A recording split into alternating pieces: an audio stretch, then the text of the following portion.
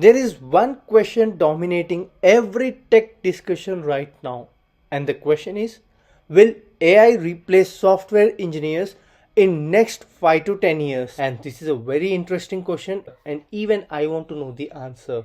Instead of debating this endlessly, let's build a structured AI decision agent and force it to analyze this properly. I haven't tested this before recording. Before going any further, I just want you to know two things, and even you might be well familiar with these things, but these are the required things now. So the first thing is, what is a chatbot? And in a simple sentence, I can say, when you are asking a question, you are trying to get the answer right. And here the question is in terms of a prompt.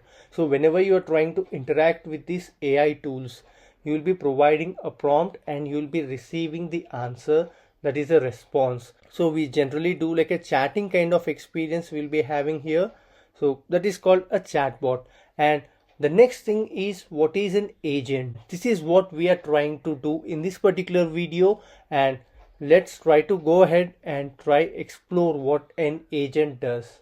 So here initially you will be having a target, and you might be having multiple ways of reaching this particular target. So let's consider we have 5 options to achieve this particular target. So it will go to the available option 1 and it's not working, 2, and similarly 4, 5, and finally it reaches to a particular point where it decides, yes, this is a correct option and this will work for us. So it will select that correct option 3 here and proceed further. So similar to that of a human being, here AI is trying to think and take the proper decision, and it's not giving you just the answer, it is trying to take the decision from available options.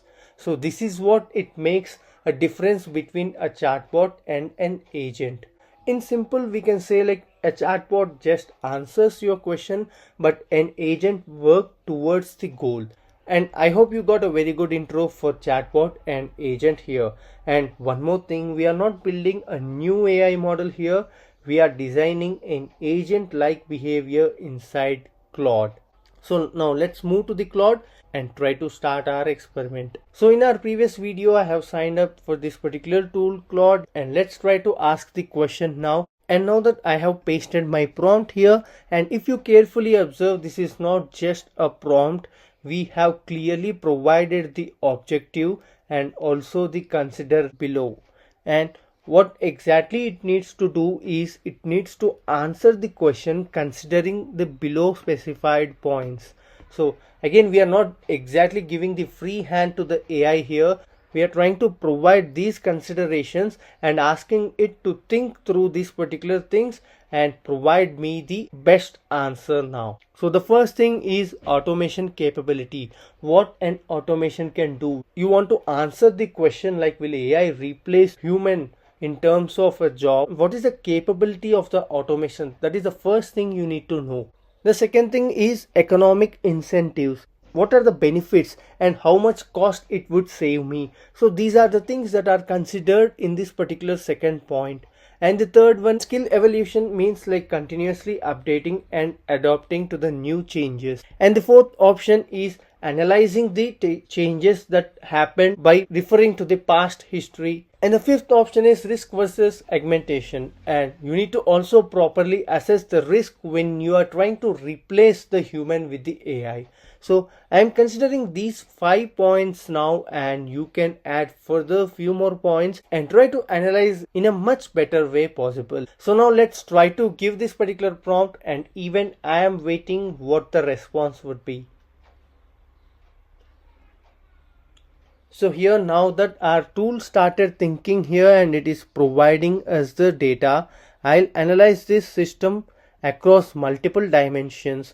So here we have provided the considerations, right? So it is following them, and what AI can already do well, it is trying to. And why I am explaining you these particular things in such a detailed way, because this is what a prompt engineering does. So you need to be well aware of what you are trying to give to the AI here, and the answer is completely depends on the prompt which you are trying to provide. What AI can already do well. So AI can do the boilerplate code generation, and most of us are already using these things. So code completion, bug detection, and documentation generation as well. All the 4 points are the basic things which most of us are already doing. And current limitations here: system architecture decisions. Yes, so this is what the important aspect: system architecture decision. So this is currently made by the human, and this requires the business context as well. This is a limitation of AI. So complex debugging across distributed systems, and here even a human is necessary. AI can't handle it all alone. And security critical code. So here again, security is a very big concern when you are trying to replace human completely with AI, and novel algorithm designed for unique problems. And again, it's not like every problem will be solved with the given set of algorithms. Sometimes you need to generate some unique way of solving the problems, and there again human intervention is must. And also requirements gathering and stakeholder negotiation, and these are very important points that you need to consider. And performance optimization requiring domain expertise. And yes, these are all the very much valid points and the real limitations that AI can't do right now. I suggest you to go through all of these things. I'll be trying to provide you this particular output in my vlog as well, and I'll be providing the link in the comment section below. So the bottom line, what it says is the 5 to 10 year time frame is probably too short for wholesale replacement, but long enough for painful structural changings, especially for who don't adapt their skill upward. So here we got a very good conclusion here. AI doesn't eliminate the role, but it compresses the lower layers of it. And what does it mean? So the real risk is AI won't replace you, but it's someone who knows the AI, right? They will replace you. So I hope you got this. And finally, what I will say is, if you have not started using AI in your coding or in your day-to-day task, I suggest you to get started with, and it's not a wrong thing. So my personal experiences I am sharing here. It will help you analyze the code. It will help you write the code in a much better way. So for the freshers, my suggestion is, I don't say you completely rely on AI. You just try to plan the things. We are having the AI tools available, and there, instead of agent, start with ask mode. Try to plan the things and try writing the code on your own. I'm not saying try to copy paste. Try to write the code on your own out of your understandings, and try to ask these agents in ask mode. I am saying, not in agent mode. Analyze the code and suggest me improvements. So doing in this particular manner, it will improve the code and will show you clearly where exactly you went wrong and how it can be improvised further.